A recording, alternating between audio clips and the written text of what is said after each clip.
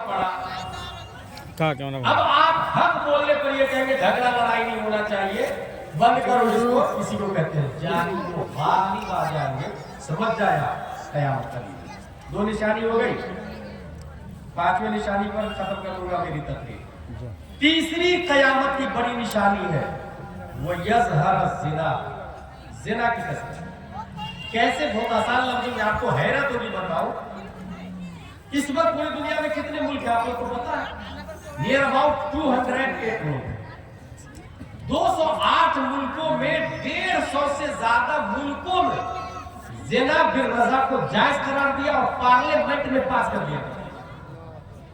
फिर से मेरी बात नोट करें, 208 कंट्री, 150 से ज्यादा मुल्कों में पार्लियामेंट में बात हुई। ज़िना की दो किस्में किया, ज़िना बिल जबर, ज़िना बिल रज़ा। अगर लड़का लड़की दोनों राजी हो, जैसे वैलेंटाइन डे दिया, हजारों लड़का लड़की जो है दोनों राजी हो तो ये जुर्म है ही नहीं, इसको लीगली राइट दे पास कर दिया। और जवाब यहूदी और नसरानी की तरफ से अमेरिका और इजराइल बोलता है मेरा जिस्म मेरी कोई बोलने वाला यही है। 1400 साल पहले हमारे नबी ने फरमाया इजराइल क्या करने वाला है, अमेरिका क्या करने वाला है, दुनिया में क्या होगा, गालिब आएगा। ये लफ्ज आया गालिब। एक होता है कि इंसान गुनाह करके शर्माता, चेहरा छुपा के मगर बाज़ाब्ता गवर्नमेंट ही जब पास कर देगी, पार्लियामेंट में पास हो जाएगा तब क्या करेगा। यही वजह है कि 4 शादी करने वाले को आपके मोहल्ले में मायूस समझते हैं, मगर 4 गर्लफ्रेंड रखने वाले को मायूस नहीं समझते। सोचे, मैं अपना मुशाहदा बता रहा हूँ, मैं जेल में था, तकरीबन 9 महीने जेल में रहा। एक साहब ने मुझसे ये कहा कि आपको दूसरी शादी की वजह से जेल गया था। एक साहब ने मुझसे कहा कि तुमको दूसरी शादी की क्या जरूरत। जो मुझे ये बोला खुद उसकी 90 गर्लफ्रेंड। कैसा दौर आ गया, कैसा जमाना है, जिसकी 90 गर्लफ्रेंड है वो मुझे कह रहा कि दूसरी की क्या जरूरत है। मैंने उसको कहा 4 सुन्नत है, गर्लफ्रेंड एक रखना भी हराम है, एक भी गैर महरम औरत से बात करना हराम, हराम अशद हराम। फूल देना या तोहफे देना या वैलेंटाइन डे को सेलिब्रेट करना ये हराम है, लेकिन 4 से शादी 4 जायज है। उसने कहा नहीं ये बात तो हमको नहीं समझ में आ रही। मैंने कहा तुमको समझ में आए या नहीं आए, हमारा इस्लाम सबको समझ में भी नहीं आता। इस्लाम उसको समझ में आता है जिसको मुस्तफा समझ में आता है। इस्लाम उसे समझ में आता है जिसे सिद्दीक की सदाकत समझ में आती है। इस्लाम उसे समझ में आता है जिसे उमर की अदालत समझ में आती है। इस्लाम उसे समझ में आता है जिसने करबला में इमाम हुसैन को समझा है। इस्लाम उसे समझ में आता है जिसने बगदाद के गौसे आजम की हिस्ट्री पढ़ी है। इस्लाम उसे समझ में आता है जिसे भारत में ख्वाजा गरीब नवाज की हैसियत जानी है। इस्लाम उसे समझ में आता है जो पढ़ी लिख के कलंदर अहमद रजा का फतावा रज़विया पढ़ा है। इस्लाम उसे समझ में आता है जो ताजुश शरिया का फतावा ताजुश शरिया पढ़ा है। इस्लाम उसे समझ में आता है जिसे कुरान समझ में आता, रामायण यजुर्वेद ऋग्वेद 18 पुराण महाभारत, इनके समझने वाले को इस्लाम समझ में नहीं आएगा। इस्लाम समझना हो तो कुरान को समझो, जिसने कुरान को समझा उसने इस्लाम को समझ लिया।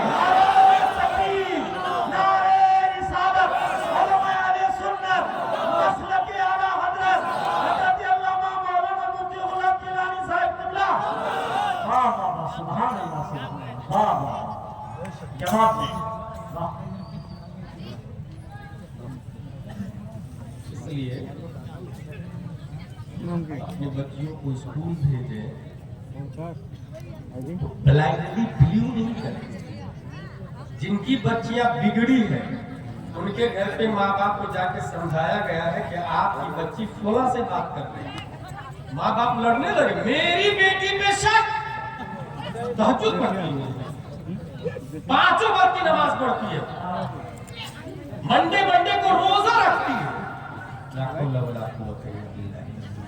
भाई साहब आपके घर गए हैं पैसे मांगने के लिए नहीं, उनका जाती कोई फायदा नहीं है।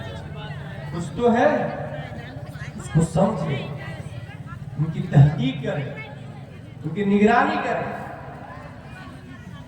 ये खातून पड़ोसी मुल्क से इस्लाम को तर्क करके यहाँ आ जाती है, माँ बाप یہاں کی لڑکیاں کافروں مشرک کے ساتھ بھاگ جا رہی ہیں اور ماں باپ خوش ہے کہ میری بیٹی میں تو شک کرتا ہے، اور جب کافر کے ساتھ بھاگ جاتی ہے نا تب تنہائی میں بیٹھ کے روتا ہے کہ کیا ہو گیا۔ اور جب بولنے کے لیے امام صاحب جاتے ہیں کہ بھائی آپ اپنی بچی کو کنٹرول کریں، کالج میں فلاں لڑکے کے ساتھ بات کر رہی تھی تو مولانا صاحب کو اور بولنے والے کو گالی دینے لگے، میری بیٹی پہ شک کر رہا ہے۔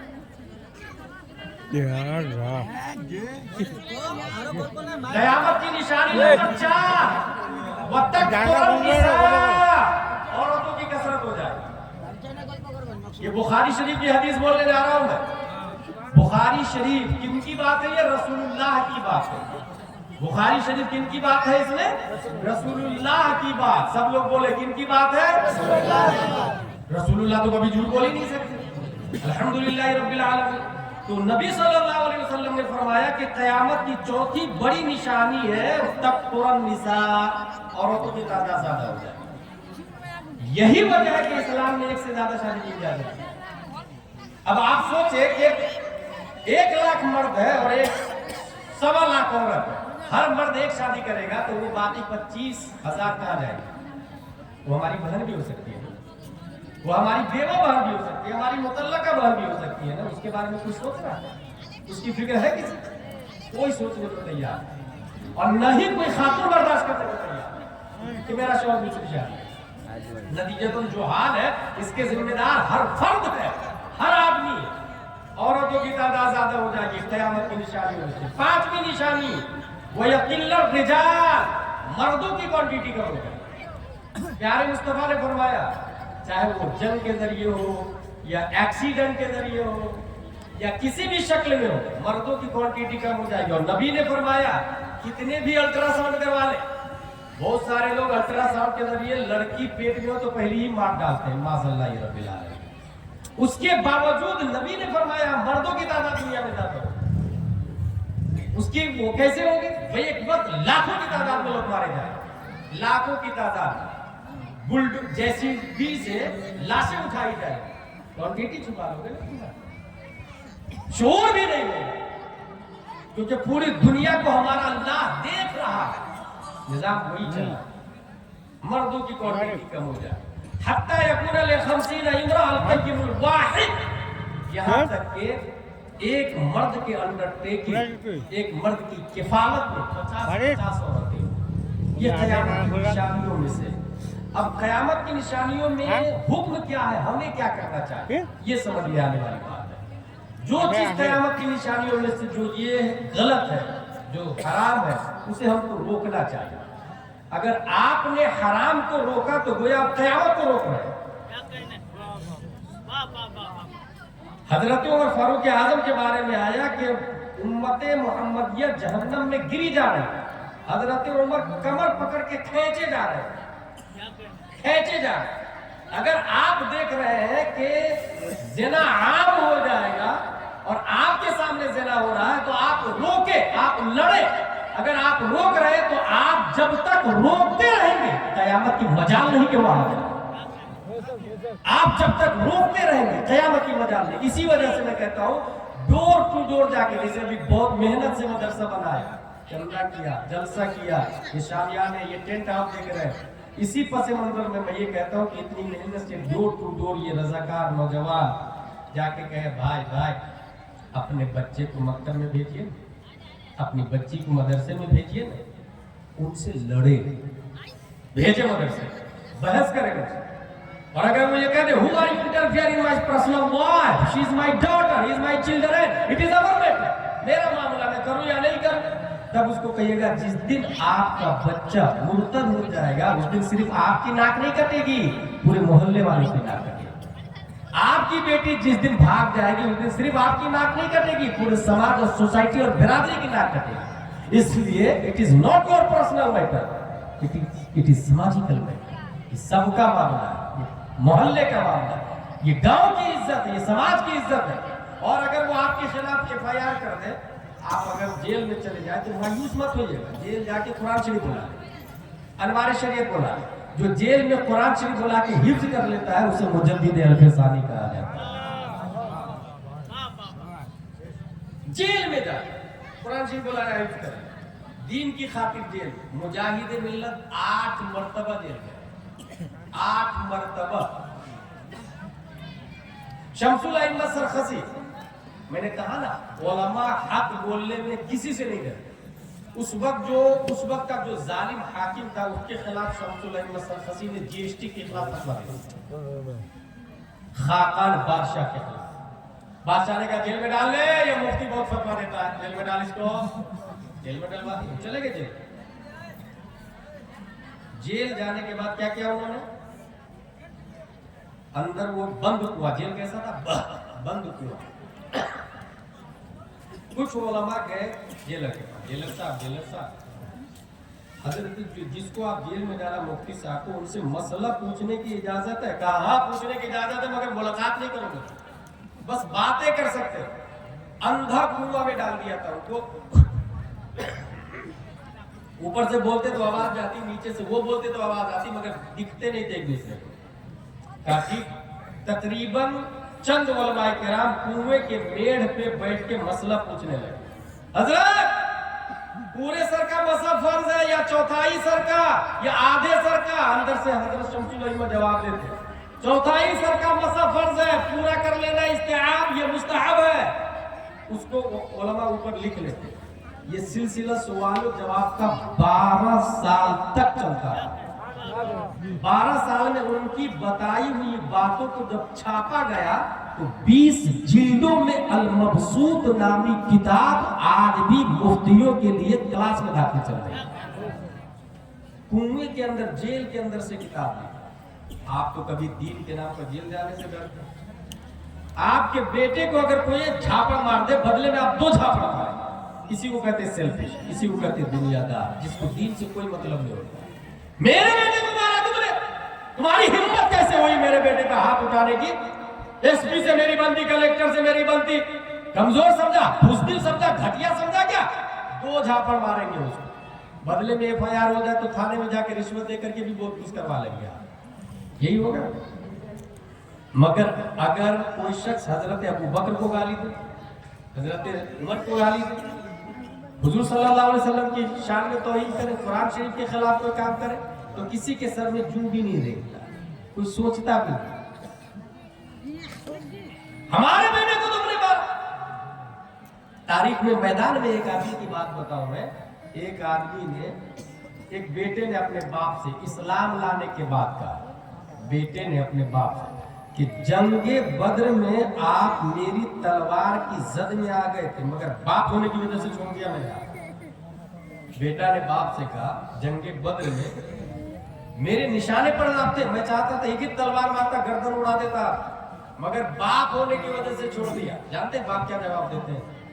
बाप का जवाब है खुदा की कसम, अगर तू मेरी तलवार की जद में आता तो गद्दारी मुस्तफा होने की बुनियाद पर तुम्हारी गर्दन उड़ा देता, और हरगिज मैं नहीं सोचता कि तू मेरा बेटा है, क्योंकि कि जो नबी का वफादार नहीं वो मेरा बेटा नहीं हो सकता है, जो नबी का गद्दार है वो मेरा बेटा कैसे हो सकता है? जो नबी का है वो मेरा है, जो नबी का नहीं वो मेरा नहीं, वो कोई और नहीं, अबू कहाफा का बेटा हजरत अबू बकर सिद्दीक रज़ियल्लाहु ताला। इसलिए हुजूर ताजुल शरीयत जाते जाते एक पैगाम देके गए, सुन्नत कुल्ली नबी का नहीं सुन्नी हो, सुन्नी मुस्लिम है सच्चा नबी के। आज की तकरीर का बुनियादी मकसद जो आप अमल करेंगे वो ये, अपनी मस्जिद में इमाम साहब आलिम रखें, अगर हाफिज हो तो उनकी जगह एक और आलिम लाए, हाफिज को हटाए मत, आलिम उनकी जगह 2 इमाम है। हर बच्चा हर बच्ची मस्जिद के मकतब में जाना चाहिए, अरबी के साथ साथ में उर्दू लाजिमन पढ़ा। अगर कोई ये सोचता है, जैसा होता है ना कि लड़की देखने जाते हैं तो ये कहते हैं कि आपकी बेटी क्या पढ़ाई की है, बोले वो 10वीं पास है, बोले दीनी तालीम, बोले हाँ दीनी तालीम है ना, 5 बार कुरान शरीफ भी पढ़ ली। भाई साहब इस बात ज़हन में बैठा ले, 5 बार नहीं 50 बार भी पढ़ ले कुरान शरीफ, ये दीनी तालीम है ही नहीं। किसने बोल दिया कुरान पढ़ना दीनी तालीम है? भाई कुरान समझना दीनी तालीम है, कुरान पढ़ना दीनी तालीम नहीं। Understanding holy Quran, that is दीनी education, not only reading education. Quran खानी का नाम दीनी तालीम नहीं, कुरान दानी का नाम दीनी तालीम। اس لیے عربی کے ساتھ ساتھ اپنی بچوں کو اردو تعمیر ادب و علوم منوار شریعت بہار شریعت یہ لازماً پڑھا. اور اس سلسلے میں یہ ذہن میں رکھیں کہ امام صاحب آپ کی، کیونکہ اگر ہم یہاں پر یہ اعلان کریں کہ تاج الشریعہ مسجد بنانی ہے، کون دے گا پیسہ؟ چند لوگ کھڑے ہو جائیں گے، حضرت جس کو اللہ نے دولت دی میری طرف سے پوری مسجد کا سریہ، ٹھیک ہے بھائی. دوسرا آدمی، حضرت میری طرف سے پوری 5 کروڑ کی مسجد 5 سال کے اندر بن کے تیار ہو جائے. 5 کروڑ کی مسجد، دیکھیے گا، غور کیجیے گا، یہ پبلک کہاں جا رہی ہے، اسلام سے کتنا دور ہو گئی. 5 کروڑ کی مسجد تیار ہو گئی. کیوں بھائی 5 کروڑ کی مسجد کیوں تیار ہو گئی؟ اب 5 کروڑ کی مسجد تیار ہو گئی، اب یہ اعلان کرے کہ اس میں ایک مفتی لانا ہے جو اشرفیہ، جمدشاہی، رونائی، امجدیہ اچھے ادارے سے فارغ ہو. قابل مفتی لانا ہے جو حافظ بھی ہو، قاری بھی ہو، عالم بھی ہو اور مفتی بھی ہو. ان کی تنخواہ رہے گی 40,000 روپے. کون دے گا پیسہ؟ 12 لوگ کھڑے ہو جائے جن کا انکم ایک مہینے میں 3 لاکھ 4 لاکھ روپے ہے. آپ بتائیے ایک مہینے میں 3 لاکھ انکم ہو، سال میں ایک بار 40,000 روپیہ دینا ہے. ایسے 12 لوگ کھڑے ہو جائے، کوئی نہیں کھڑا. کیوں بھائی؟ مسجد بنانا ثواب کا کام ہے، کالی کس نے؟ جہاں یہ لکھا ہے من بنا للہ مسجدا بنا اللہ لہ فی الجنہ بیتا، وہیں پر یہ لکھا ہے من لم یعرف حق العالمین فهو لیس منا. وہیں یہ لکھا ہے والذین اوتوا العلم درجات. وہیں یہ لکھا ہے قل هل یستوی الذین یعلمون والذین لا یعلمون. آپ 5 کروڑ کی مسجد سے جا کے پوچھئے، 5 کروڑ کی مسجد صاحب نماز فجر میں کتنی رکعت؟ 5 کروڑ کی مسجد بتائی تھی آپ کو. نماز فجر میں 4 رکعتیں، 2 سنت 2 فرض. آپ جا کے ممبر سے کہے، مکرانہ سے آپ تشریف لائے ہیں، ماربل کے ہیں، ممبر صاحب آپ تو 50,000 کے ہیں، آپ ہی بتا دیجئے نا سنت غیر مؤکدہ میں اگر قاعدہ اولا نہیں کیا تو نماز ہوگی کہ نہیں ہوگی؟ وہ بتائے. اس سے پوچھے دروازہ مسجد 5 کروڑ کے دروازہ سے پوچھے. 5 کروڑ کی مسجد میں جو دروازہ لگا ہے 1 لاکھ کا دروازہ، بہت بڑا دروازہ صاحب آپ بتا دیجئے نا اہل حدیث اور سنی میں کیا فرق ہے؟ وہ بتائے. ابھی رافضیت بہت شباب پر چڑھ رہی ہے. ہر شخص بول رہا ہے کہ مرید اس سے ہونا چاہے جو سید ہو اور وہ لوگ حضرت علی کو خوب اوپر بڑھاتے ہیں اور معاذ اللہ حضرت ابو بکر کی توہین کرتے ہیں، امیر معاویہ کو جہنمی کہتے ہیں معاذ اللہ. آپ جا کے پوچھے دروازہ سے کہ بتائیے دروازہ صاحب آپ تو 1 لاکھ کے ہیں، حضرت ابو بکر سب سے بڑے صحابی ہے یا حضرت علی سب سے بڑے صحابی ہے؟ تو دروازہ بتائے گا. اس کا مطلب کیا ہوا؟ 5 کروڑ کی مسجد سائلنٹ ہے، وائلنٹ امام ہے. مسجد ساکت ہے، ناطق امام ہے. مسجد خاموش ہے، بولتا امام ہے. 5 کروڑ کی مسجد سے اس محلے کی جہالت کا خاتمہ نہیں ہونے والا. جہالت کا خاتمہ مسجد سے نہیں امام صاحب سے ہوتا ہے. اس لیے اگر 5 کروڑ کی مسجد بنا لی اور امام ناظرہ خواہ رکھا تو جاہل کے جاہل ہی لوگ رہے. اور اگر مسجد کھجور کی شاخ تنا پتیوں کی بنی ہوئی ہو اور امام الانبیاء ہو تو مقتدی ابو بکر پیدا ہوتے ہیں، طلحہ زبیر و حنظلہ پیدا ہوتے ہیں. اس کا مطلب کیا ہوا؟ مطلب یہ ہوا کہ مسجد پر کم دھیان دے، امام پر زیادہ دھیان دے. کم دھیان دے کا مطلب مسجد کمزور بھی رہے گی، امام اسٹرانگ رہے گا تو ہزاروں مسجدیں بن جائیں گی.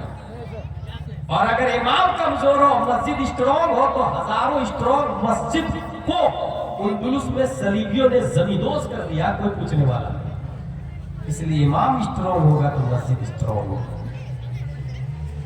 اللہ تبارک و تعالی ہم سب کو قرآن شریف، حدیث شریف، فقہ شریف پڑھنے سمجھنے.